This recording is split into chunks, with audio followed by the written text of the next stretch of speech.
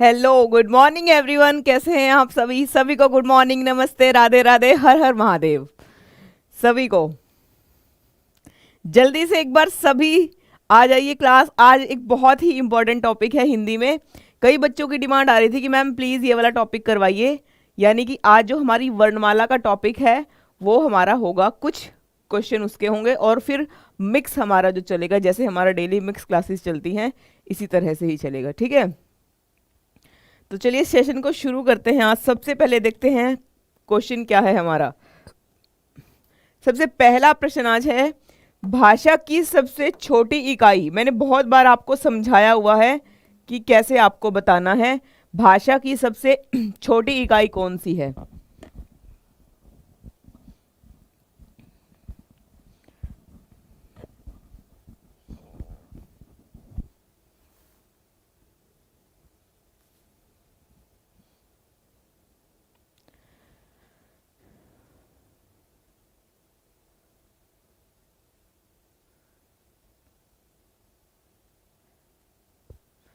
पहला प्रश्न, ध्यान से प्रश्न को पढ़ना है तब आंसर देना है। बहुत बार मैंने प्रश्न करवाया हुआ है ये।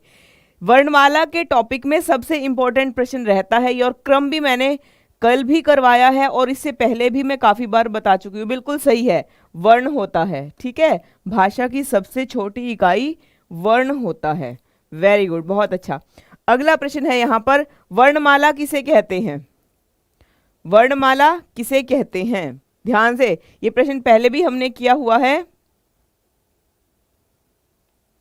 वेरी गुड, बिल्कुल सही है सभी का आंसर, बहुत अच्छा, बिल्कुल सही है।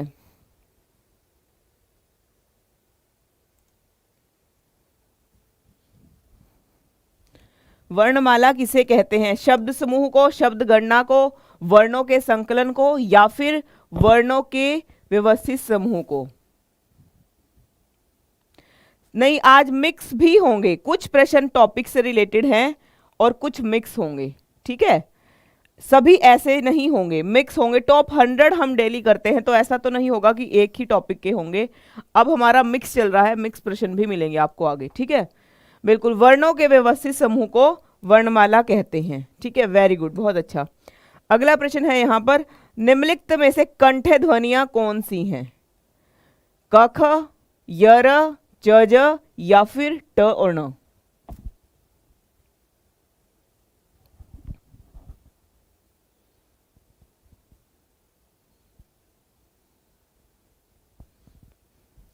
बिल्कुल, आपको पता है 5 वर्गीय व्यंजन, 5 वर्ग होते हैं। क वर्ग होता है, च वर्ग होता है, फिर ट वर्ग होता है, फिर प वर्ग होता है, क च ट त वर्ग। यहां त होगा, त वर्ग होगा, त वर्ग, और फिर आता है प वर्ग। ठीक है, ये मैंने पहले भी एक बार आपको समझाया था। तो क वर्ग का क्या उच्चारण स्थान होता है? कंठ होता है। ठीक है, फिर च वर्ग का तालु यानी तालव्य, फिर ट वर्ग का मूर्धन्य,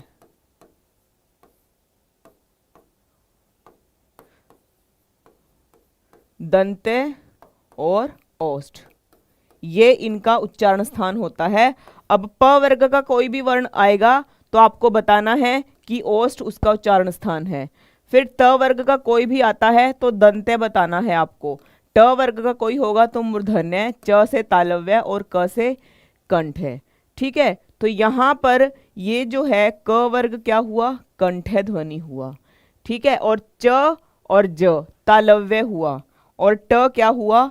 मूर्धन्य हुआ। य और र ये ऊष्म व्यंजन होते हैं, इनको ऊष्म व्यंजन, अंतस्थ व्यंजन कहते हैं। अंतस्थ, अंतस्थ व्यंजन होते हैं ये। और ये 4 होते हैं, य, र, ल और व। क्रम इनका ध्यान रखना, क्रम कई बार पूछा जाता है। तो य, र, ल, व इसी तरह से ही आएगा ये, क्योंकि क्रम सीधा सीधा कई बार दे दिया जाता है। ठीक है, अगला प्रश्न है यहाँ पर, क ख बिल्कुल सही आंसर है। अगला प्रश्न है, स्थान के आधार पर बताइए कि मूर्धन्य व्यंजन कौन से हैं। अभी अभी हमने चारों वर्ग पढ़े हैं और चारों वर्ग मैंने आपको बता दिया है। अच्छा, ये शो ही नहीं हुआ। यहां पर देखिएगा आप, ये य र ल व अंतस्थ व्यंजन होता है। य र ल व इनका क्रम आपको ध्यान रखना है और ये अंतस्थ व्यंजन होते हैं। ठीक है। ऊष्म, ठीक है, ऊष्म स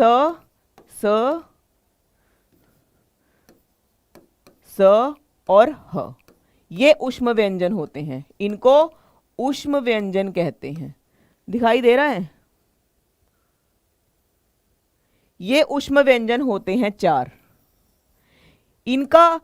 इनका उच्चारण स्थान बहुत कम पूछा जाता है, या तो इनका क्रम पूछा जाता है या फिर ये कौन से व्यंजन है, सीधा ये पूछा जाता है। ठीक है, बिल्कुल ठीक है। चलिए अगला प्रश्न करते हैं। स्थान के आधार पर मूर्धन्य व्यंजन कौन से हैं? अभी मूर्धन्य हमने किया था, तो बताइए। कंठ, तालु, मूर्धा, क च ट। ट से आपको पता चल जाता है, पहले वर्ण का अगर पता है आपको तो इजीली आपको पता चल जाएगा कि कौन सा वर्ग कौन सा वर्ग का उच्चारण स्थान क्या है। ठीक है,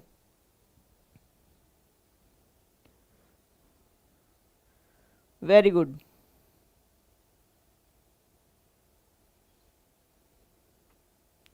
बिल्कुल सही है, बहुत अच्छे हैं। अभी आपको आपका प्रश्न गलत नहीं होगा अगर अब कोई भी उच्चारण स्थान आपसे पूछा जाता है। इन्हीं में से 5 जो वर्ग होते हैं ये, ठीक है, तो इनमें से इन्हीं का उच्चारण स्थान ज्यादातर पूछा जाता है। आगे जो भी प्रश्न रहेगा मैं आपको बता दूंगी। चलिए देखिए, अब है यहां पर, निम्न में से अल्प प्राण वर्ण कौन से होते हैं? अल्प प्राण, अल्प का मतलब अगर आपको पता होगा तो इजीली आपको समझ में आ जाएगा कि अल्प प्राण क्या होता है।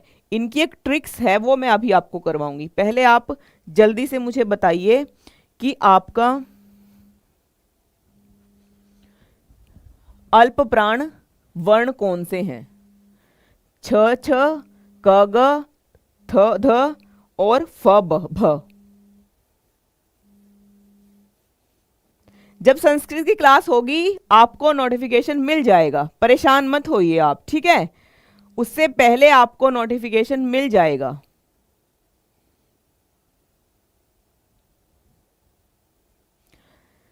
चलिए आज मैं आपको एक बहुत ही अच्छी सी चीज करवाने जा रही हूं, बड़े ध्यान से आपको करना है।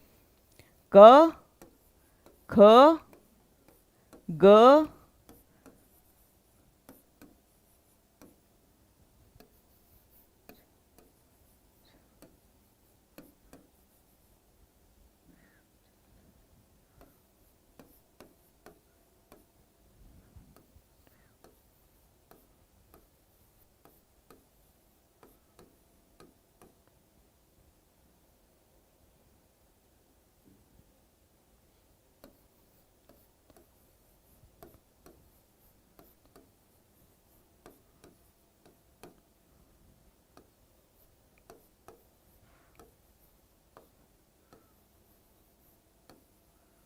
ठीक है, अगर आप चाहो तो आप भी अपना इसी तरह से टेबल बना सकते हो। इस टेबल से आपको सब कुछ पता चल जाएगा, कौन सा वर्ण अल्प प्राण होता है, कौन सा महाप्राण होता है। सबसे इंपॉर्टेंट टॉपिक रहता है वर्णमाला में ये। ठीक है, सबसे इंपॉर्टेंट टॉपिक ये रहता है कि कौन सा वर्ण अल्प प्राण है, कौन सा महाप्राण है। तो यहां देखिए, ये पहला वर्ग है, ये दूसरा वर्ग है, ये तीसरा वर्ग है और ये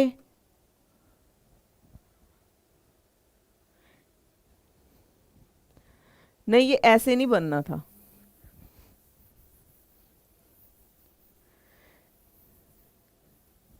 ये टेबल इस तरह बनेगी अल्प प्राण वाली। क ख ग घ और ड। ठीक है, और च छ ज झ य, ट ठ ड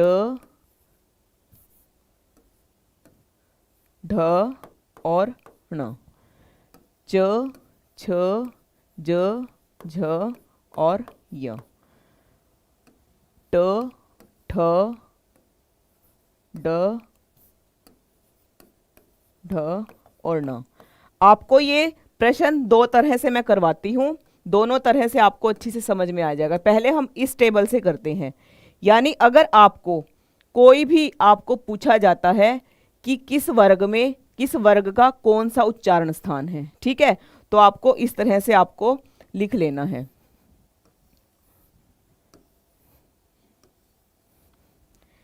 ये है पूरा वर्ग कंठ, कंठ से, फिर ये होता है तालु से, फिर ये होता है मूर्धन्य से, फिर ये होता है दंत से, फिर ये है ओष्ठ। ठीक है, ये टेबल सबसे पहले आप बनाइए, फिर मैं आपको कुछ और भी इसमें बताऊंगी। ये आपको पता होना चाहिए कि ये पूरा वर्ग कंठ से है, इसका उच्चारण स्थान तालु से है, यहाँ आपको मूर्धा दिया जाएगा। ठीक है, मूर्धा की जगह कई बार वर्तस्य भी दिया जाता है, फिर दंत है, फिर ओष्ठ है। ये आपको हर एक वर्ण पता है यहाँ पर। ये आपको कई बार इनका भी क्रम दे दिया जाता है, हम कई बार नहीं जानते हैं कि किस वर्ण के बाद कौन सा आएगा, ये आपको बड़े अच्छे से पता होना चाहिए। ठीक है, एक टेबल तो सबसे पहले वर्णमाला की इस तरह होती है। यहाँ पर जब आपको उच्चारण स्थान पूछा जाता है, कंठ भी दिया जाएगा और कंठ भी दिया जाएगा, ये दो ऑप्शन रहते हैं, तो आपको कंठ बताना है, ना कि कंठ। ठीक है, फिर आता है यहाँ पर तालु, और यहाँ पर तालव्य भी होगा, तो तालव्य पे आपको टिक करना है। मूर्धन्य, तो यहाँ पर मूर्धन्य पे। ठीक है, दंत्य होगा और ओष्ठ्य होगा, ये आपको ध्यान रखना है, क्योंकि ऑप्शन दोनों होते हैं, तालु भी होता है और तालव्य भी होता है, ये आपको ध्यान रखना है। एक टेबल तो इस तरह से आपको अपनी बना लेनी है। दूसरी अब हम पढ़ेंगे जो, क्योंकि पहले आपको ये यहाँ से जो वर्गीय व्यंजन होते हैं, वर्गीय व्यंजन, वहां से पूरा पूरा प्रश्न बनने की वर्णमाला में से संभावना रहती है। ठीक है, दूसरा टेबल बनता है, अभी जो पहले मैंने बनाया था अल्प प्राण और महाप्राण के लिए, वो मैं अब बनाऊंगी, वो भी आप सभी बना लेना। उससे आपको मुश्किल नहीं होगा कि कैसे आपको बताना है कौन सा वर्ण अल्प प्राण है, कौन सा महाप्राण है। ठीक है, तो यहां पर होगा, सबसे पहले हम लिखते हैं क वर्ग को, क, ख, ग, घ और ड, च, छ, ज, झ, य।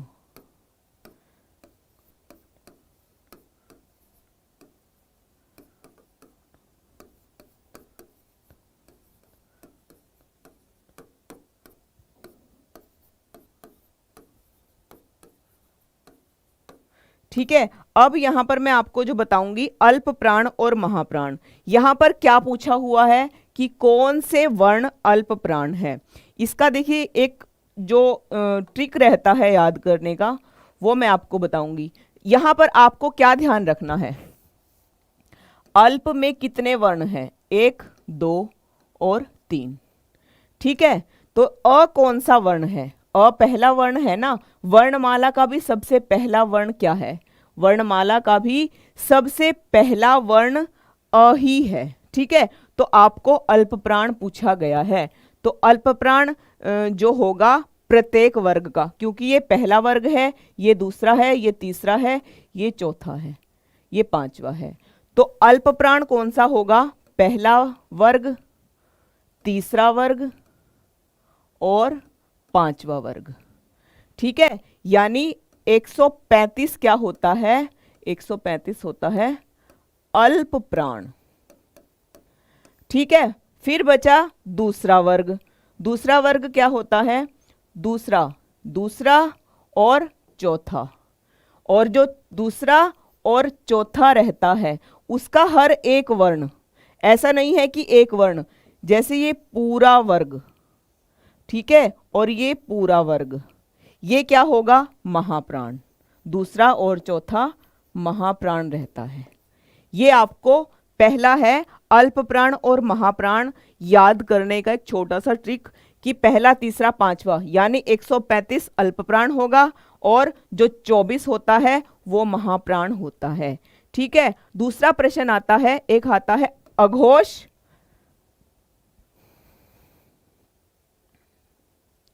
एक पूछा जाता है अघोष और सघोष कौन सा वर्ग होता है। ठीक है, ये सबसे इंपॉर्टेंट रहता है वर्णमाला में। तो जहां हमने क्या किया था, अल्प प्राण में 135 किया था, अघोष इसका बिल्कुल उल्टा हो जाता है। अघोष क्या रहता है, प्रत्येक वर्ग का पहला, प्रत्येक वर्ग में यानी कि पहला वर्ग पूरा और दूसरा। ठीक है, पहला और दूसरा वर्ग, पहला और दूसरा, पहला और दूसरा कौन सा, क च ट त प, ख छ ड ठ थ और फ, ये दोनों क्या रहते हैं, ये दोनों रहते हैं अघोष। और सघोष पूछा जाता है तो दूसरा, तीसरा, चौथा और पांचवा, यानी सघोष क्या होगा, तीसरा, चौथा और पांचवा क्या होगा, सघोष। ये टेबल आपको याद हो जाएगी। ये याद रखना है, 135 अल्प प्राण, 24 महाप्राण, पहला दूसरा वर्ग क्या होगा, अघोष होगा, और 345 यानी तीसरा, चौथा, पांचवा सघोष। इसके बेस पर आपका कोई भी वर्णमाला का प्रश्न गलत नहीं होगा, सिर्फ ये आपको पता होना चाहिए। ठीक है, इसको आप लिख सकते हैं या फिर स्क्रीनशॉट ले सकते हैं। इससे अलग आपको वर्णमाला में से कोई भी प्रश्न नहीं आएगा।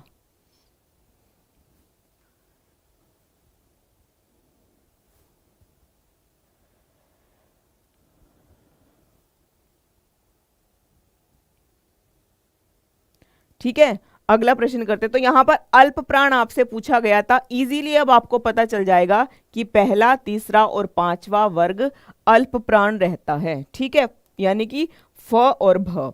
अगला प्रश्न है यहां पर, नासिक्य व्यंजन कौन सा होता है, नासिक्य श होता है, ग होता है या फिर ज होता है।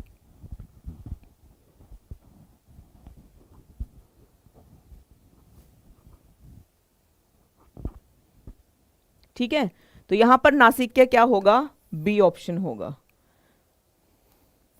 अगला प्रश्न है यहां पर, ए वर्ण क्या कहलाते हैं, नासिक्य कहलाते हैं। प्रत्येक वर्ग का पांचवा वर्ण नासिक्य कहलाता है। ठीक है, मूर्धन्य मैंने आपको बता ही दिया है, और औष्ठ्य भी। तो ऐसे प्रश्न अगर आते हैं, जब आपको पता होता है तो सीधा आप ऐसे प्रश्न को ऑप्शन से सॉल्व इजीली कर पाओगे। ठीक है, क्योंकि आपको मूर्धन्य वर्ण भी सभी पता है, ओष्ठ भी पता है, नासिक्य मैंने आपको बता दिया है। बचा क्या, कंठ तालु, तालव्य, कंठ तालव्य होगा। ठीक है, और एक पूछा जाता है ओ और औ, इनका क्या होता है, कंठ ओष्ठ, कंठोष्ठ है। ठीक है, इनका उच्चारण स्थान ये होता है।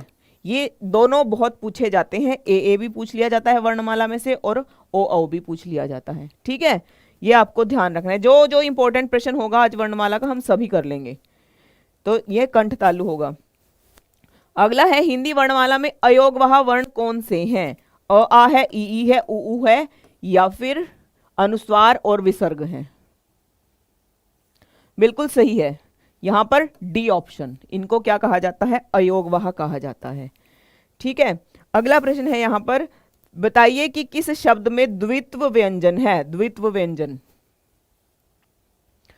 बिल्कुल ऐसे आपने 135 24 करके समझोगे, कभी प्रश्न गलत नहीं होगा, क्योंकि आपको वर्गीय व्यंजन पता ही है कौन से हैं, तो इजीली आप इसको सॉल्व कर पाओगे। प्रश्न ध्यान से पढ़िए, बिल्कुल सही है। तो यहां पर जहां भी आपको एक आधा वर्ण और दूसरा पूरा वर्ण मिलेगा, इनको क्या कहते हैं, द्वित्व व्यंजन कहते हैं। ठीक है, और एक कल मेरे पास मैसेज काफी बच्चों का आया था कि मैम हमने जब छंद किए थे हमें पता नहीं है कि जैसे हमने क्रम लिखा है।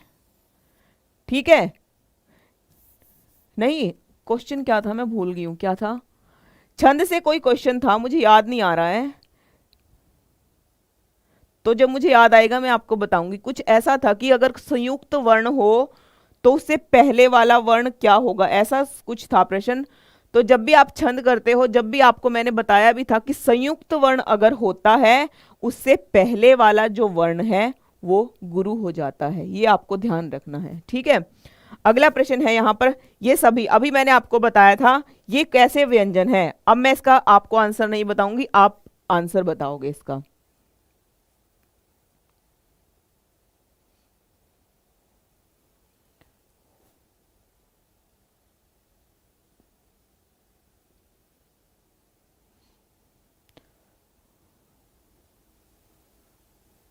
बिल्कुल सही है यहाँ पर, बहुत अच्छा, सी ऑप्शन संघर्षी व्यंजन है। ऊष्म व्यंजन भी कहते हैं इनको और संघर्षी व्यंजन भी कहते हैं।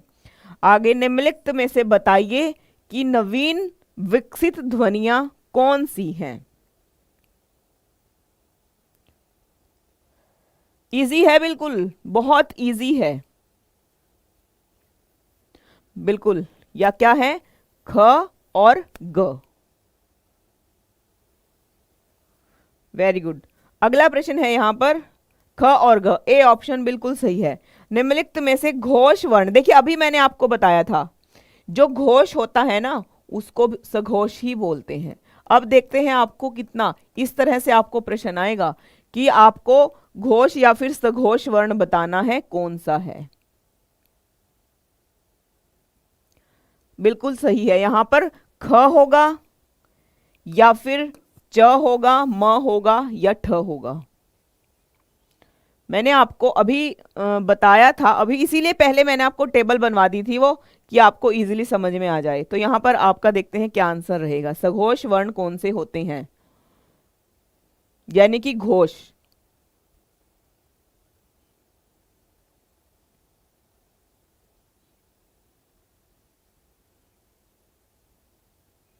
यहां पर सघोष पूछा है, प्रश्न को ध्यान से पढ़ना है, बहुत अच्छे से आपको पढ़ना है। तो यहां पर म है, ठीक है। कौन सा था, 345, तीसरा चौथा और पांचवा वर्ग जो था वो।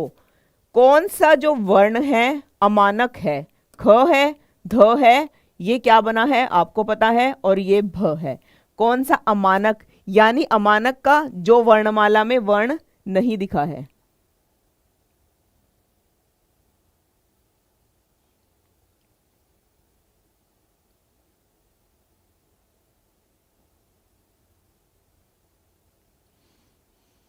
ध्यान से आपको टेबल देखना था, जहां मैंने आपको बताया था, जो ट्रिक्स मैंने बताई हैं वो आपको याद रखना है, सही हो जाएगा, प्रश्न गलत नहीं होगा कभी भी। बिल्कुल सही है, सी, वेरी गुड, बहुत अच्छा है यहां पर, क्योंकि ये हमारी वर्णमाला का वर्ण नहीं है। अगला प्रश्न है, अभी अभी करके आए हैं हम इनको, ये आगत ध्वनियां हैं, ठीक है। इसमें एक अ भी होगा।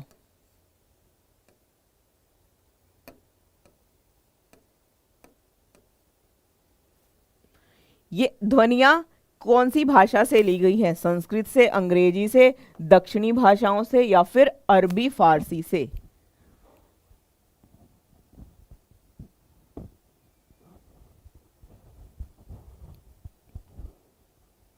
जल्दी से बताइए। वेरी गुड, बिल्कुल सही है, बी ऑप्शन बहुत अच्छा है। यहां पर क्या होगा, ये अरबी और फारसी से ली गई है, ठीक है। अगला प्रश्न है यहां पर, हिंदी में मूलतः वर्णों की संख्या कितनी है। मूलतः यानी जब कुल आता है तो इसका क्या अर्थ होता है, मूलतः 50 है, 51 है, 52 है या फिर 53 है। एक बार जल्दी से सेशन को शेयर और लाइक कर दीजिए, जल्दी से सभी बच्चे। बिल्कुल नुक्ता वाले वर्ण ही हैं, बिल्कुल सही है। जल्दी से एक बार सेशन को शेयर और लाइक, ये आपकी ड्यूटी है। अच्छे से अच्छा टॉपिक आपके लिए लेकर आना, ये मेरी, बिल्कुल सही है, 52, बहुत अच्छा है सभी का आंसर। तो सी ऑप्शन यहां पर बिल्कुल सही है। अगला है, क्ष ध्वनि किसके अंतर्गत आती है, मूल स्वर के, संयुक्त वर्ण के या फिर तालव्य के या फिर घोष वर्ण के। ऑप्शन से सॉल्व कर सकते हो इसको, बिल्कुल सही है।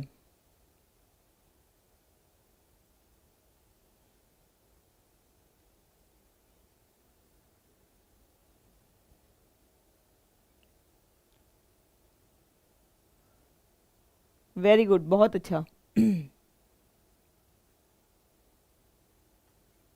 बिल्कुल, ये क्या है? संयुक्त वर्ण है। ठीक है, अगला प्रश्न है यहाँ पर, हिंदी शब्दकोश में अक्षर का क्रम किस वर्ण के बाद आता है? ये आपसे पूछा गया है। जल्दी से बताइए कि इसका जो क्रम है किसके बाद आता है?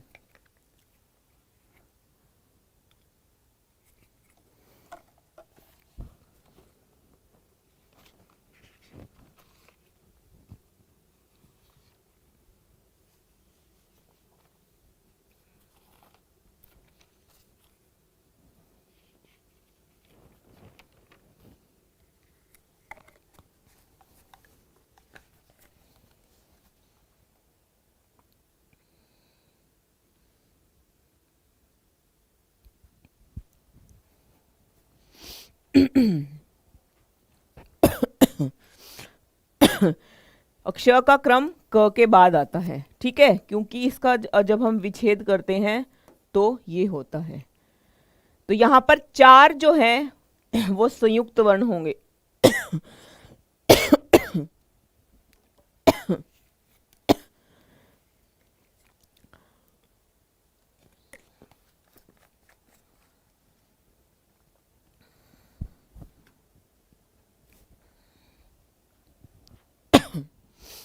तो चार जो हैं वो संयुक्त वर्ण होंगे, अक्षर, त्र, ज्ञ और श्र। ठीक है, ये चार संयुक्त वर्ण में आते हैं और इनका कई बार विच्छेद पूछ लिया जाता है। मैं आपको पूरा टेबल से मैं आपको लिखवा देती हूं। ठीक है, अक्षर, त्र, ज्ञ और श्र, इनका विच्छेद बहुत बार पूछा जाता है। तो क्या होगा देखते हैं। अक्षर का होगा क धन अक्षर, त्र का होगा त धन र, ज्ञ का होगा ज धन ञ और श्र का होगा श धन र। ये इसका क्रम होता है, यानी कि इनका विच्छेद कि इन दो वर्णों को जोड़ करके इन चार संयुक्त वर्णों की उत्पत्ति हुई थी। ठीक है, ये बहुत इंपॉर्टेंट रहता है ये वर्णमाला में। अगला प्रश्न है यहां पर, यह वर्ण किन वर्णों का के संयोग से बना है? अभी बताया था मैंने। ठीक है, आपको बताना है किन वर्णों के संयोग से बना है।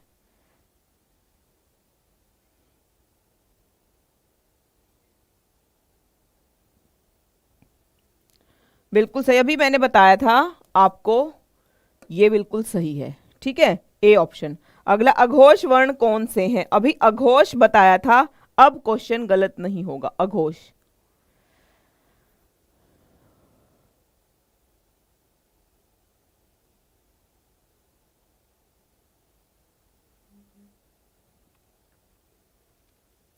अघोष का भी मैंने आपको बताया था। अघोष से देखिए, एक होता है अघोष और एक होता है अल्प प्राण। दोनों शुरू तो होंगे एक से ही। ठीक है, पर यहां ध्यान क्या रखना है, इसको ट्रिक से मैंने गलत लिख दिया, अल्प प्राण होगा, अल्प प्राण। इसको कैसे आप याद रख सकते हो? अल्प में तीन वर्ण आते हैं। ठीक है, तो अल्प में जब तीन वर्ण आएंगे, इसका जो याद करने की ट्रिक्स होती है वो 135 ही होती है। फिर अघोष, तो यानी अ पहला वर्ण है। ठीक है जी, पहला हमने यहां पर लिख दिया है। घोष, बचे कितने वर्ण? दो वर्ण, तो पहला और दूसरा क्या होता है जी? अघोष होता है। इसको इस तरह से आप याद कर सकते हो। एक को भी याद कर लोगे, दूसरा अपने आप ही सही हो जाएगा। ठीक है, तो यहां पर अघोष पूछा गया है, मैंने आपके सामने लिख भी दिया है। वर्ण है यहां पर, ऑप्शन से अगर चाहते हो ऑप्शन से इजीली आप सोल्व कर सकते थे। ठीक है, बिल्कुल सही है यहां पर स। ठीक है, अगला है यहां पर, घ का उच्चारण स्थान क्या होगा? घ का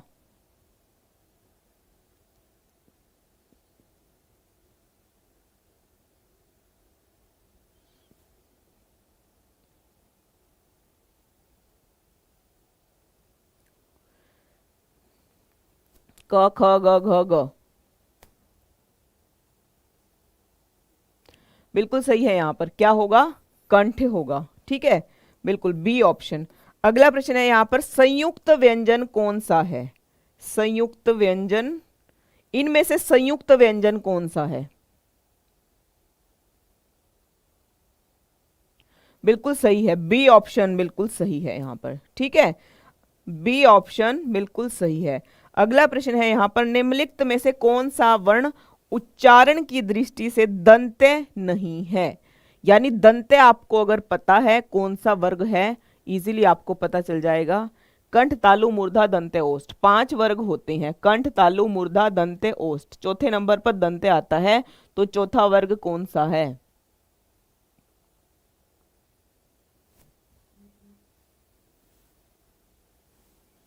साफ साफ आपको दिख रहा है, बिल्कुल ट। ठीक है, तो ये क्या है यहाँ, ये मूर्धन्य सॉरी दंत्य नहीं है। जिन शब्दों के अंत में अ आता है उन्हें क्या कहते हैं? अनुस्वार, अयोगवाह, अंतस्थ या फिर अकारांत? ये बहुत बच्चे जो हैं इस बात में कंफ्यूजन रहते हैं, मैम अकारांत क्या होता है, उकारांत क्या होता है, इकारांत क्या होता है। ठीक है, चलिए आज हम इसको भी सॉल्व कर लेते हैं यहाँ लाइव सेशन में। क्या होता है इकारांत उकारांत, अगर प्रश्न आता है तो कैसे आपको सॉल्व करना है। ठीक है, तो आपको मैं बताती हूँ। जैसे हमने यहाँ पर कमल शब्द ले लिया है, ठीक है, अब ये ल अंतिम वर्ण हमें देखना है, ल है, ल को अगर हम हलंत्य कर देते हैं तो अ इसमें से अलग हो जाता है। जो यहाँ पर स्वर आता है वो ही कारांत होता है। जैसे यहाँ पर क्या है, अकारांत है। दूसरा शब्द हमने लिया इमली, ठीक है, कहाँ लेना है, अंतिम स्वर वर्ण ही लेना है, शब्द का अंतिम वर्ण ही लेना है। अब यहाँ को यदि हम क्या करेंगे, ल ले लिया हमने, ल को आधा कर दिया, बच्चा क्या, बड़ी ई बची, तो यहाँ पर ये ई जो है इसका क्या हो जाता है, ई का रांत हो जाता है। ऐसे ही कोई भी शब्द हो, अगर आपको इस तरह से प्रश्न क्या आएगा, इसमें कौन सा कारांत है वो आपसे पूछेगा, तो आपको क्या करना है, कोई भी शब्द हो, चाहे वो 10 वर्णों से ही संबंधित क्यों शब्द ना हो, कोई भी पूछ ले, बस आपको कुछ नहीं करना, अंतिम वर्ण लेना है, उसको आधा कर देना है, जो स्वर उसमें से निकलेगा वही आपका कारांत हो जाएगा। ऐसे ही ये संस्कृत में है, ऐसा ही ये सेम हिंदी में रहता है। ठीक है, अगला प्रश्न है, क्ष वर्ण किसके योग से बना है? अभी मैंने आपको सब, इसलिए मैंने आपको पहले ही जो प्रश्न बन सकते हैं वो मैं आपको पहले ही बता देती हूं। ठीक है, तो यहां क और श से बना है। ठीक है, अगला प्रश्न है, ए ऑप्शन बिल्कुल सही है यहां पर। अगला प्रश्न है, यहां हिंदी वर्णमाला में स्वरों की कुल संख्या पूछी गई है। प्रश्न को ध्यान से पढ़ना है कि कुल संख्या पूछा गया है आपसे।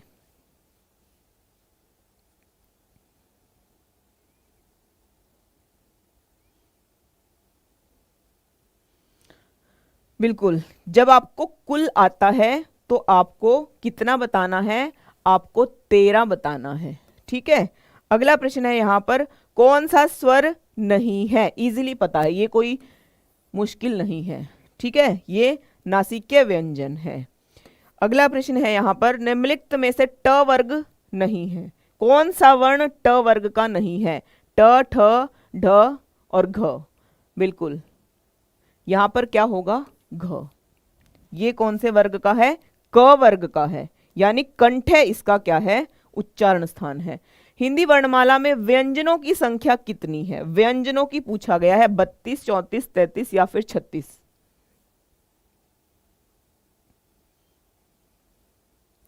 बिल्कुल, व्यंजनों की अगर संख्या पूछा जाता है, ठीक है, तो 33 होगी। अगला प्रश्न है यहां, कौन सा शब्द पश्च स्वर है? पश्च स्वर, देखिए यहां पर जीभ के आधार पर जो होते हैं स्वर, वो 3 प्रकार के होते हैं, 3 प्रकार के। अग्र स्वर, फिर आता है मध्य स्वर, फिर आता है पश्च स्वर। ठीक है, आपको इसकी इजी सी एक बार में ही आपको समझ में आ जाएगा, ऐसा मैं आपको इसको बताऊंगी। अगर जीभ के आधार पर स्वरों का वर्गीकरण होगा 3 प्रकार से होगा। कौन सा? अग्र, मध्य, पश्च। बस आपको करना क्या है, मध्य आपको याद करना है कि यहां अ आता है। ठीक है, फिर क्या करना है, अ बिल्कुल जीभ के मध्य से बोला जाता है। उसके बाद आपको पश्च कैसे याद करना है, जितने भी आपके 3 से बनते हैं, 3 यानी कि जैसे हम अ बनाते हैं हमें 3 लिखना पड़ता है ना, तो आपको बस इतना याद रखना है, अ क्या होगा, मध्य, मध्य को आपको याद करना है। पश्च में आपको आ, उ, उ, ओ, औ, ये सभी पश्च होते हैं। बचे कौन से? ई, ई, ए और ए, ये क्या होते हैं? ये अग्र होते हैं। मध्य याद कर लो, जो जितने भी 3 से बनेंगे सब क्या होते हैं? पश्च। और जितने बचे वो क्या होते हैं? अग्र। जीव को 3 भागों में अपनी बांट कर देख लेना। जीव के बिल्कुल मध्य से अ बोला जाता है, बाद में जो अंदर से आवाज आती है वो 3 से बने हुए स्वरों की ही आती है। बस इतना सिर्फ आपको याद रखना है। ठीक है, तो यहां अ बिल्कुल सही ऑप्शन है, ए ऑप्शन। ठीक है, ए ऑप्शन यहां पर बिल्कुल सही है। अगला प्रश्न है, यहां अयोगवह निम्नलिखित में से कौन सा अयोगवह है? विसर्ग है, संयुक्त व्यंजन है, महाप्राण, अल्पप्राण।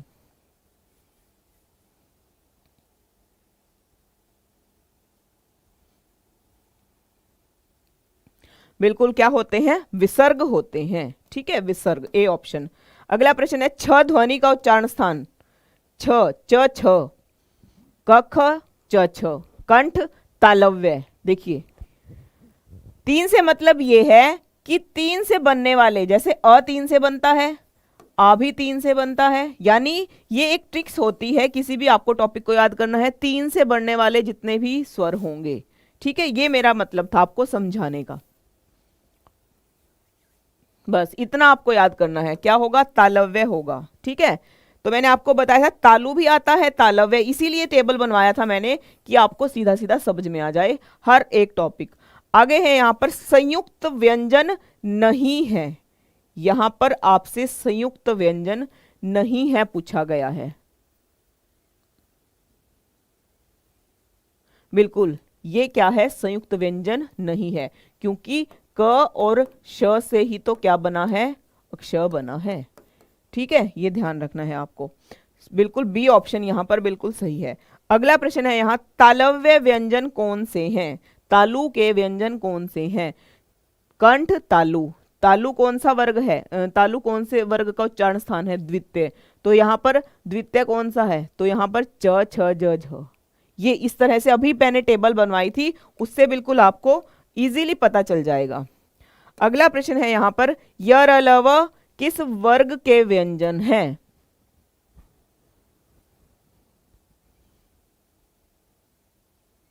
बिल्कुल अभी बताया था, अंतस्थ व्यंजन है। अगला प्रश्न है यहां पर, सी ऑप्शन करेक्ट है। अनुनासिक का संबंध किस से होता है? केवल नाक से, नाक और मुंह दोनों से, केवल मुंह से, या फिर इनमें से कोई नहीं? ये हिंदी का सबसे पहला चैप्टर है, वर्णमाला। बहुत सारे बच्चे कह रहे थे कि मैम वर्णमाला में नहीं आता, वर्णमाला हमें नहीं आता, हम कितना भी पढ़ लें वर्णमाला हमें समझ नहीं आता है। ठीक है, तो अब ऐसा मत समझना कि जो आपका पहला एग्जाम हुआ है सेम पैटर्न आपका भी आएगा, कुछ भी हो सकता है। एनटीए की माया एनटीए ही जाने, पर आपको हर तरह से तैयार रहना है एग्जाम के लिए। ठीक है, कोई टॉपिक हम ऐसा नहीं छोड़ेंगे अगर एग्जाम में आए और वो हमें ना आए। बिल्कुल सही है यहां पर सी ऑप्शन, नाक और मुंह दोनों से। अगला है, अनुनासिक के व्यंजन कौन से होते हैं? अभी बताया था मैंने, अनुनासिक व्यंजन प्रथम अक्षर होता है, चतुर्थ होता है, तृतीय होता है, या फिर पंचमाक्षर होता है। अभी मैं अभी बता के आई हूं।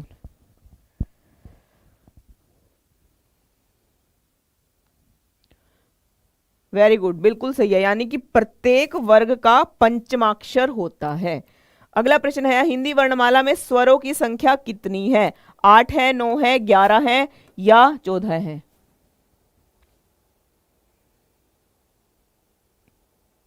बिल्कुल यादव जी, मेरी कोशिश तो यही है कि हर एक टॉपिक आपको करवा दिया जाए। तो यहां पर स्वरों की संख्या कितनी होगी? 11 होगी। ठीक है, तो यहां पर सी ऑप्शन सही है। और अगर प्रश्न आता है स्वरों की कुल संख्या कितनी है, तो आपको 13 बताना है। प्रश्न दो दो तरह से होता है। कंठोष्ठ ध्वनि का उदाहरण दीजिए, अभी बताया था मैंने आपको।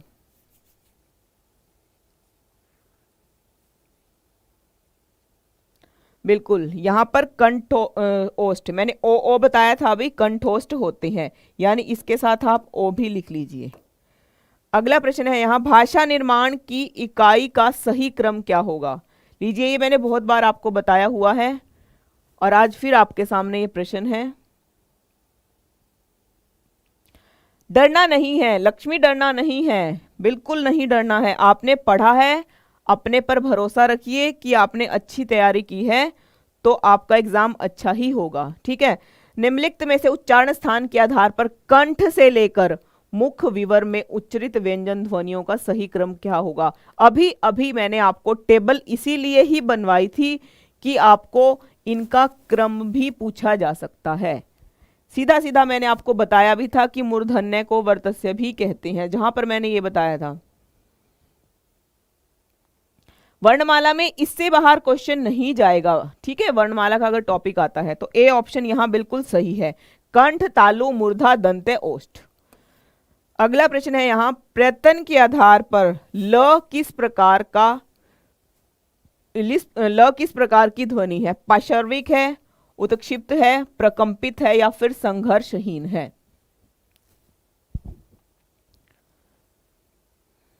बिल्कुल ए ऑप्शन, ठीक है, पाशर्विक। अगला है यहां पर, अभ्युदय शब्द में कौन सी संधि है? संधि के कुछ प्रश्न मिक्स बोला था मैंने, यहां से हमारा संधि शुरू होता है। यहां पर आपको अब बताना है अभ्युदय में कौन सी संधि होती है। तो मैं आपको सभी संधि एक बार और रिवाइज करवा देती हूं साथ साथ में। अगर आपको गुण संधि आती है तो इसकी दो पहचान है, गुण में आपको या तो ये मात्रा मिलेगी या आपको ये मात्रा मिलेगी। ठीक है, अयादि अगर आती है, 3 शब्द होंगे और य और व बीच में होगा, बीच में। यण क्या होता है? य और व से पहले क्या होगा? आधा अक्षर, आधा अक्षर। उसके बाद दीर्घ क्या होता है? जहां प्लस के इधर भी स्वर हो और प्लस के इधर भी स्वर हो। स्वरों का स्वरों से जब मेल होता है तो दीर्घ संधि होती है। हर एक संधि की यहां पहचान बता दी है, आपको इजीली पता चल जाएगा। जी बिल्कुल ऋषभ, मैंने बेसिक से स्टार्ट किया था, बिल्कुल बेसिक से ही स्टार्ट किया था। जिस दिन मैंने क्लास की थी बच्चे कहते मैम आप बच्चों वाले क्वेश्चन करवा रहे हो, तो आप जाके देखिए 6 जून से हमारा सेशन शुरू हुआ था। आपको यहाँ पर बेसिक भी मिलेगा, नॉर्मल भी मिलेगा, यानी हर तरह का टॉपिक प्रश्न यहाँ पर आपको मिलेंगे। ठीक है, तो बिल्कुल सही है, यहाँ पर यण संधि है। अगला प्रश्न है यहाँ पर, स्वर संधि का उदाहरण कौन सा है? स्वर संधि पूछा गया है। अब यहाँ पर ध्यान रखना है, यहाँ पर आपको 4 शब्द दिए गए हैं, स्वर संधि का उदाहरण पूछा गया है।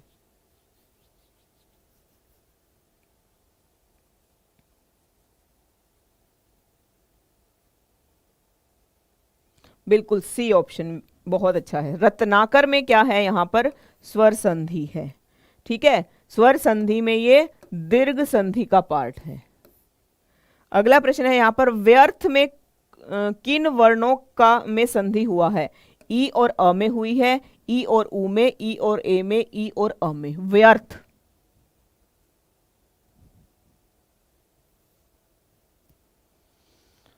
बिल्कुल व्यर्थ में क्या हुआ है? ई और अ का मेल हुआ है। ठीक है, तब य बना है। घुड़दौड़ बहुत इंपॉर्टेंट शब्द है, बहुत बार पूछा जाता है। घुड़दौड़ का सही संधि विच्छेद क्या होगा? घुड़ प्लस दौड़, घोड़ा प्लस दौड़, घोड़ प्लस दौड़।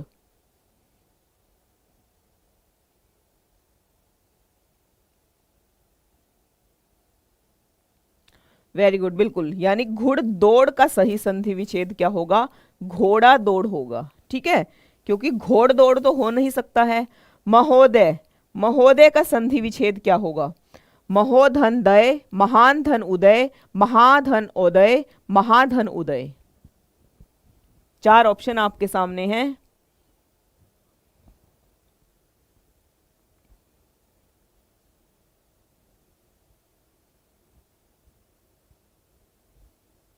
बिल्कुल, महोदय में कौन सी संधि है ये भी आप मुझे बताओगे, मैं नहीं अब आपको बताऊंगी। तो यहां महाधन उदय होगा। Very good. कौन सी संधि है महोदय में? तन्मय का सही संधि विच्छेद क्या होगा? तन्मय।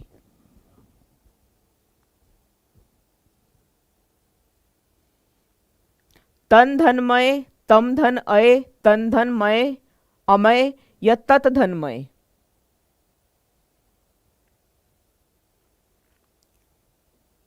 नहीं, दीर्घ क्यों है लक्ष्मी? दीर्घ क्यों है यहां पर संधि? वेरी गुड, गुण स्वर संधि है। अभी पहचान बताई थी, फिर भी आप गलत कर रहे हो। नहीं, गुण संधि है, गुण संधि है, गुण स्वर संधि। तो यहां पर क्या होगा? तत् धनमय होगा। ठीक है, तत् धन मय, और यहां व्यंजन संधि है। क्या होता है? त, थ, द, ध और न। जब इस तरह से आपको व्यंजन संधि आती है, यानी कि व्यंजन ही व्यंजन जहां होते हैं, तो यहां आपने क्या देखा था? न देखा था ना, और फिर आपने क्या किया? वर्ग को देख लिया। तो ये जो 5वां अक्षर होता है ये अपने प्रथमाक्षर में ही चेंज हो जाता है।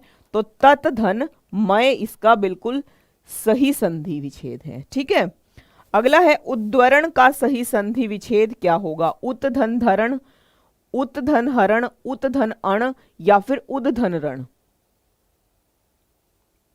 बिल्कुल गुण, बहुत अच्छा है।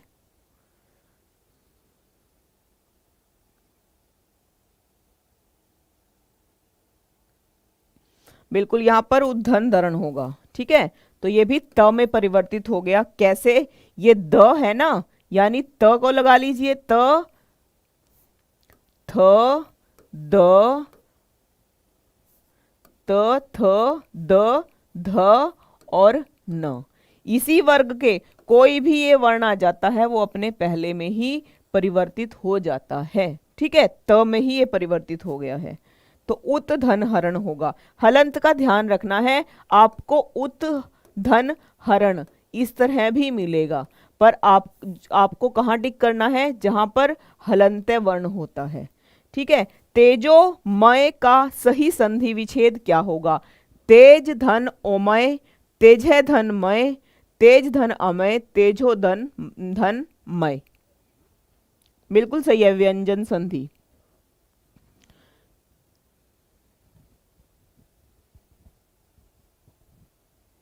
वेरी गुड, बहुत अच्छा।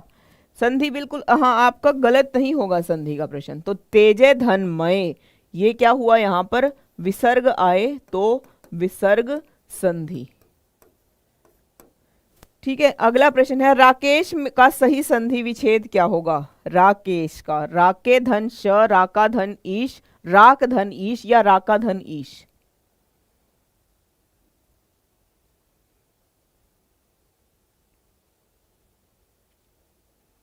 वेरी गुड, बिल्कुल। तो राकेश में कौन सी संधि है, पता है आपको? तो राका धन ईश बिल्कुल इसका सही संधि विच्छेद होगा। ठीक है, अगला है निरोग में कौन सी संधि है? निरोग, स्वर, विसर्ग, व्यंजन या फिर कोई नहीं?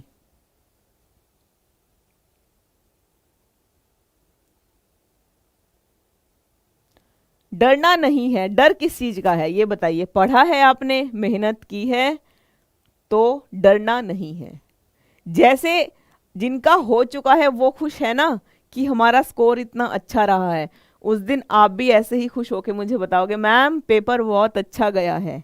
ठीक है, बस लगे रहिए, हटना नहीं है, कुछ दिन है, उसके बाद आपका जो होगा रिजल्ट होगा बहुत अच्छा होगा। डरना नहीं है, डरोगे तो पढ़ नहीं पाओगे। तो यहां पर विसर्ग संधि है। अगला प्रश्न है, यहां निर्जन में कौन सी संधि है? तो नि उपसर्ग है यहां पर और जन, तो सीधा स्वर है। हमने स्वर के सभी उदाहरण पढ़े हैं। दिख रहा है कोई? नहीं दिख रहा। व्यंजन बिल्कुल भी नहीं है, कोई नहीं है, या फिर विसर्ग है। वेरी गुड, बिल्कुल यहां पर कौन सी है? विसर्ग संधि ही है। अगला प्रश्न है, यहां प्रतिकूल शब्द में कौन सा उपसर्ग है? प्रतिकूल शब्द में उपसर्ग आपके एग्जाम में आए थे, प्रत्यय आए थे, संधि आया था, समास आया था, ठीक है, और अनेक शब्दों के लिए एक शब्द आया था, अनेकार्थी शब्द, पर्यायवाची शब्द, ठीक है। तो ये सभी टॉपिक हम एक बार फटाफट जल्दी से जल्दी जितना हो सकेगा, जितना ज्यादा हम रिवीजन करेंगे अच्छा है।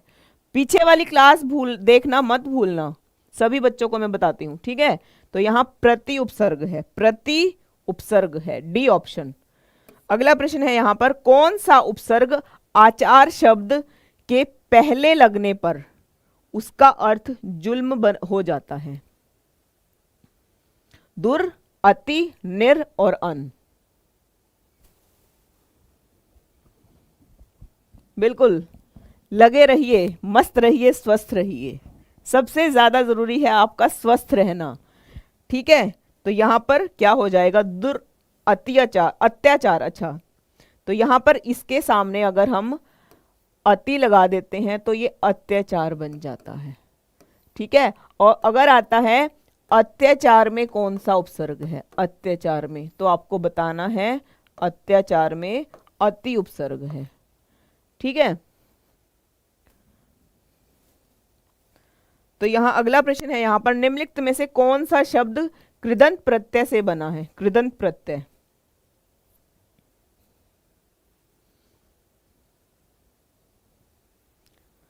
कृदंत प्रत्यय। मैंने आपको प्रत्यय जब करवाया था बड़े अच्छे से आपको बताया था कि आपको कृदंत प्रत्यय क्या होता है, तदित प्रत्यय क्या होता है, ठीक है।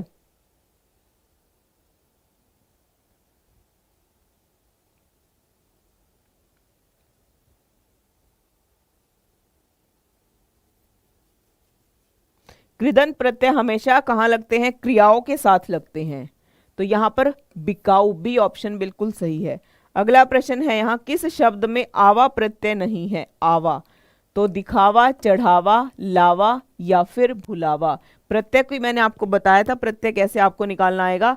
आपको मूल शब्द पता होना चाहिए, ठीक है। अगर आपको मूल शब्द पता है तो इजीली आपका प्रत्यय निकल जाएगा। जैसे अब यहाँ पर दिखावा है, दिखावा में धातु क्या है? दिख धातु है, ठीक है, यानी कि दिख। चढ़ावा में चढ़ है, लावा में क्या है? भुलावा में भूल है। इस तरह से आपको पता चल जाएगा कि कैसे आपको बताना है कि प्रत्यय किस शब्द में कौन सा है, ठीक है। तो लावा में कोई भी धातु नहीं है, इसीलिए यहां पर प्रत्यय नहीं है। अगला प्रश्न है, इनमें से कौन सा शब्द समूहवाचक प्रत्यय नहीं है? लोग, गण, वर्ग या फिर प्रेस। बिल्कुल सही है, यहां पर क्या होगा? प्रेस, ठीक है, डी ऑप्शन। अगला प्रश्न है, व्यवस्था से पहले कौन सा उपसर्ग लगाएं कि उसका अर्थ विपरीत हो जाता है? अव्यवस्था, अव्यवस्था, अपव्यवस्था या फिर परिव्यवस्था।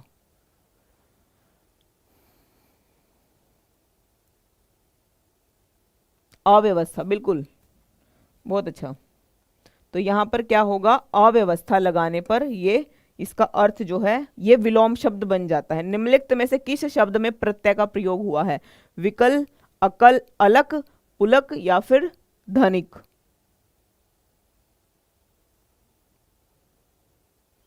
प्रत्यय का अभी बता दिया था मैंने, इस तरह से आपका प्रत्यय गलत नहीं होगा अगर आपको मूल शब्द आपको छांटना आ जाता है धनिक में, ठीक है। अगला प्रश्न है, निम्नलिखित में से कौन सा शब्द में प्रत्यय लगा हुआ है? सा, गर में, अगर मगर में, जादूगर में या फिर नगर में प्रत्यय लगा हुआ है। सभी को गुड मॉर्निंग, नमस्ते, राधे राधे। कुछ टाइम और है, बस आपकी मेहनत रंग लाएगी एक दिन, ठीक है। जैसे जिनका हो चुका है एग्जाम वो खुश हैं आज, ऐसे आप भी खुश हो जाओगे। कुछ दिन और आपको मेहनत करते रहना है, रुकना नहीं है, डरना नहीं है, रुकना नहीं है, ये दोनों आपके लिए है बात। यहां पर जादूगर है, ठीक है।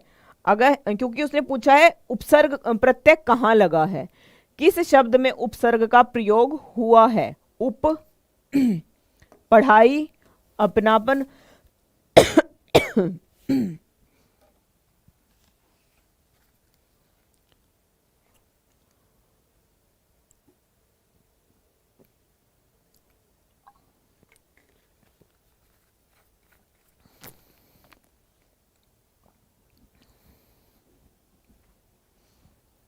तो यहां पर किस में लगा है, उपसर्ग लगा पूछा है, उपकार में, उपकार में उप उपसर्ग है।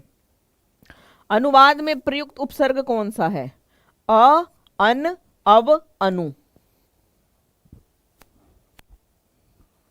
बिल्कुल अनु उपसर्ग है यहां पर। डी ऑप्शन बिल्कुल सही है। अगला प्रश्न है यहां पर, निर्वाह में प्रयुक्त उपसर्ग कौन सा है। निर्वाह में नि उपसर्ग है, नि उपसर्ग है, निर है या फिर निरी है। निर्वाह,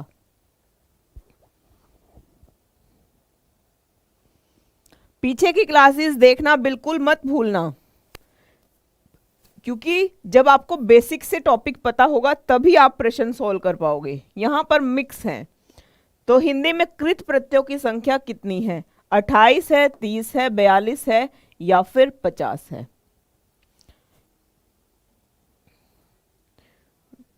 वेरी गुड, बिल्कुल सही है यहां पर 42, ठीक है। कृत प्रत्यय कितने हैं, 42। अगला है, कृदंत प्रत्यय किन शब्दों के साथ लगते हैं। अभी बताया था मैंने, संज्ञा, सर्वनाम, विशेषण या फिर क्रिया। तो कृदंत है यहां पर, तो ये क्रिया के साथ ही लगेंगे, बस इतना ध्यान रखना है आपको, ठीक है। D option is correct. अगला प्रश्न है, निम्नलिखित पद इक प्रत्यय लगने से बना है, इनमें से कौन सा पद गलत है। दैविक, सामाजिक, भौमिक, पक्षिक।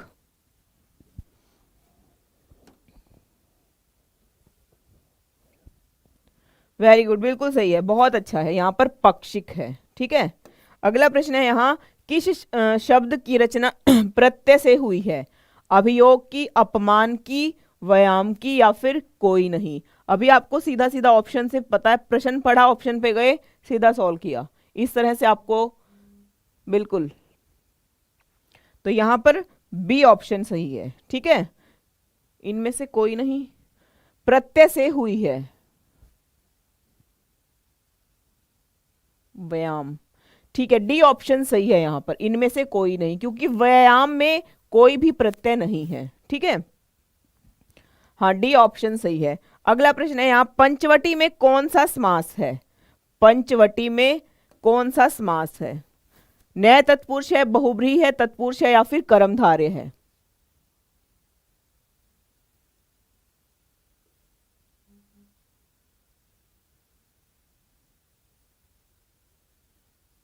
यहां पर पंचवटी में आपसे समास पूछा है, आपको ऑप्शन, क्योंकि आपको मैंने हर एक समास करवाया है, कौन सा यहां पर होगा। तत्पुरुष करवाया है, कर्मधारय भी, बहुब्रीहि भी या नय। वेरी गुड, बिल्कुल सही है। यहां पर पंचवटी में तो बहुब्रीहि समास है यहां पर। अगर बहुब्रीहि ऑप्शन में नहीं होता है तो आपको द्विगु लगाना है। पीताम्र में कौन सा समास है, बहुब्रीहि है, द्वंद्व है, तत्पुरुष है या फिर द्विगु है।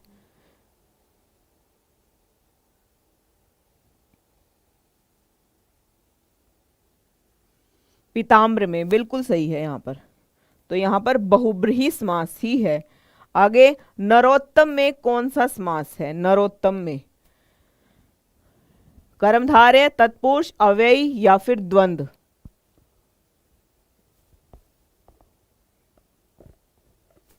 बिल्कुल, नरोत्तम में क्या है, सीधा सीधा आपको पता है, तत्पुरुष समास है, ठीक है। अगला प्रश्न है यहां पर, आजन्म शब्द का उदाहरण है। अव्ययी भाव समास, द्वंद्व समास, द्विगु या फिर तत्पुरुष। आजन्म शब्द का उदाहरण कौन सा है?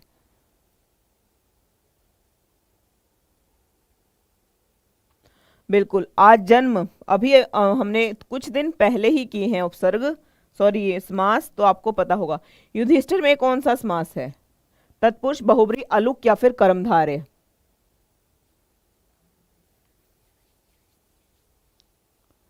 वेरी गुड, बिल्कुल सही, युधिष्ठिर। तो यहां पर बहुब्री समास है। अगला प्रश्न है, गगनचुंबी में कौन सा समास है? बहुब्री है, तत्पुरुष है, कर्मधारय है या फिर अव्ययी भाव समास है? बिल्कुल, गगनचुंबी में है यहाँ पर तत्पुरुष समास। और ये सभी उदाहरण हमने किए थे, स्पेशल क्लास थी जो हमारी। धक्का मुक्की में कौन सा समास है? कर्मधारय है, द्विगु है, तत्पुरुष है या फिर द्वंद्व है? बिल्कुल, धक्का मुक्की। ठीक है, तो कौन सा समास है यहाँ पर? आपको पता ही है, द्वंद्व समास है। योजक चिन्ह जहां पर मिलेगा बीच में तो द्वंद्व समास होगा। आगे है यहाँ पर त्रिफला में कौन सा समास है? त्रिफला अव्ययी भाव समास है, द्विगु है, कर्मधारय है या फिर द्वंद्व है?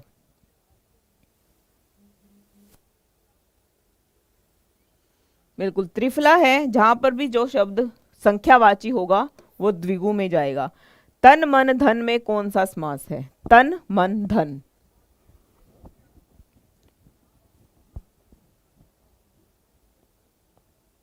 बिल्कुल, जहां पर भी योजक चिन्ह मिलेगा बीच में सीधा द्वंद्व समास होगा।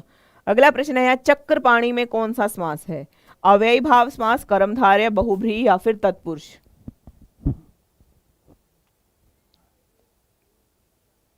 बिल्कुल, चक्रपाणी, तो यहां पर बहुब्रीहि समास होगा।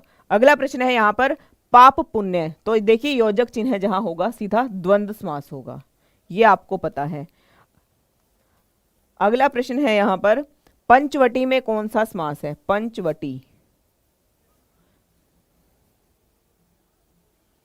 बिल्कुल सही है, पंचवटी में द्विगु, क्योंकि ऑप्शन में बहुब्रीहि नहीं था तो द्विगु टिक करना है।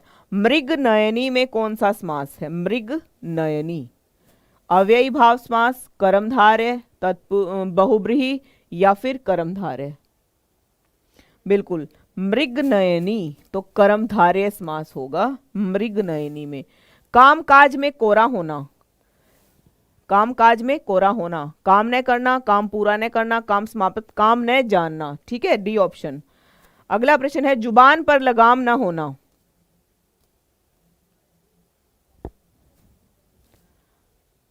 ये कल वाले ही आ गए मुझे लगता है क्वेश्चन। अनावश्यक रूप से स्पष्टवादी होना, सदैव कठोर वचन कहना, सर्वत्र अपनी वाग्मता दिखाना या फिर स्पष्टवादी होना?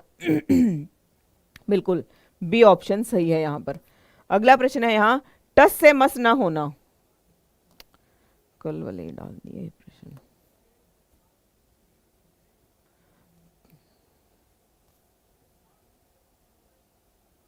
डी ऑप्शन, टांग अड़ाना का अवरोध पैदा करना, डी ऑप्शन सही है यहां पर।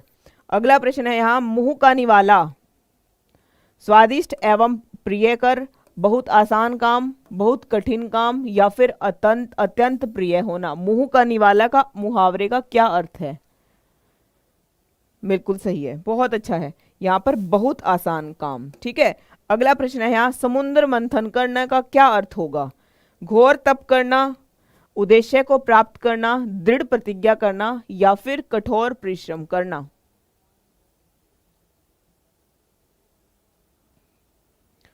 बिल्कुल, समुद्र मंथन करना क्या होगा? कठोर परिश्रम करना। ठीक है, अगला प्रश्न है यहाँ पर खो देना के लिए सही मुहावरा क्या होगा?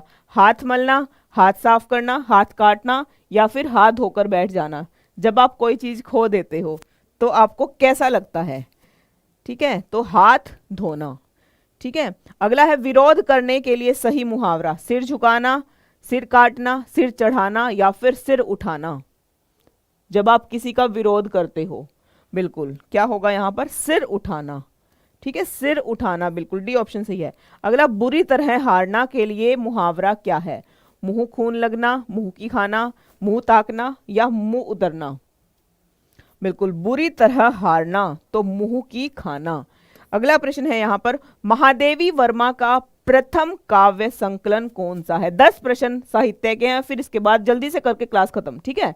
तो यहाँ पर महादेवी वर्मा का प्रथम काव्य संकलन दीपशिखा है, निहार है, रश्मि है, यामा है।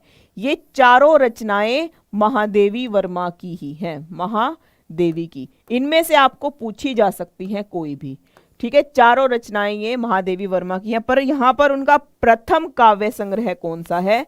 निहार, ठीक है। चारों है महादेवी वर्मा की ही, पर वहां पूछा गया है प्रथम।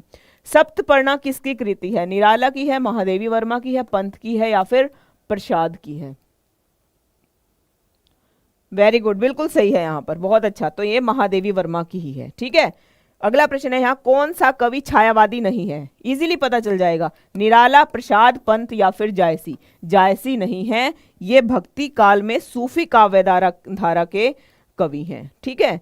अगला प्रश्न है यहाँ, छायावाद के प्रमुख कवियों में से किस में गीतों की मधुर वेदना के मर्माभिव्यक्ति अधिक है? प्रसाद में, महादेवी में, निराला में या फिर पंत में? वेरी गुड, कोई बात नहीं, गलत होता है कोई बात नहीं, एक बार गलत होगा दोबारा नहीं होगा।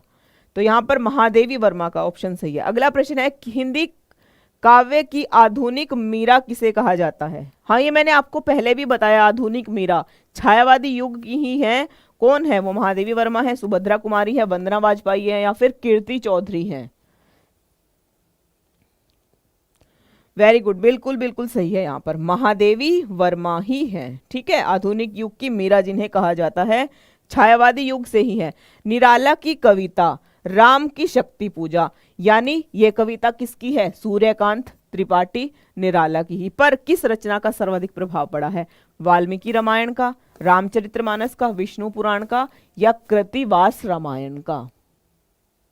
बिल्कुल, निराला की कविता है राम की शक्ति पूजा, उस पर कृतिवास रामायण का बहुत ही अधिक प्रभाव पड़ा है, उनसे ही प्रेरित होकर इन्होंने इसकी रचना की थी। काला और बूढ़ा चांद के लेखक कौन है? रामधारी सिंह दिनकर है, सुमित्रा नंदन पंत है, सूर्यकांत त्रिपाठी निराला या फिर नंद दुलारे वाजपेयी? काला और बूढ़ा चांद,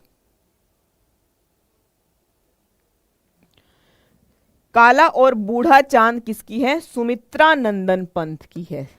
मेरी स्पेशल क्लास आपने देखी होगी, वो एग्जाम में देखकर जरूर जाना। चिदम्बरा, जो हमारा हिंदी का ग्रुप बना हुआ है, CUET हिंदी विद प्रिया ठाकुर, वहां पर वो मैंने पिन की हुई है साहित्य की क्लास, वो आप जरूर देखकर जाएंगे एग्जाम में, ठीक है।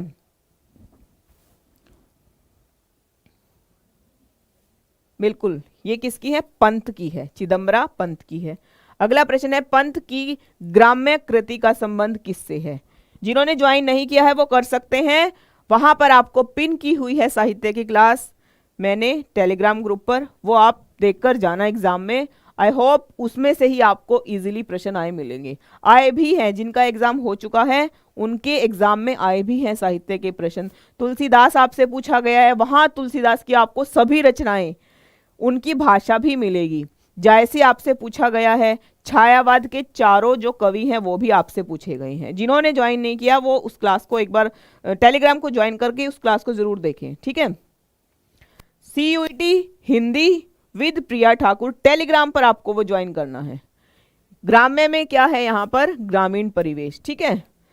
जो भी डाउट्स रहते हैं वो हम वहां पर क्लियर कर लेता है, अगर कोई भी बच्चा किसी का कोई भी क्वेश्चन होता है। लोकायतन के रचयिता कौन है?